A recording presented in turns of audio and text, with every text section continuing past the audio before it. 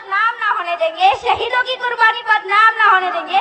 बची हो जो एक बूंद भी लहू की, बची हो जो एक बूंद भी लहू की, तब तक भारत माँ का आंचल नीलाम ना होने देंगे, तब तक भारत माँ का आंचल नीलाम ना होने देंगे।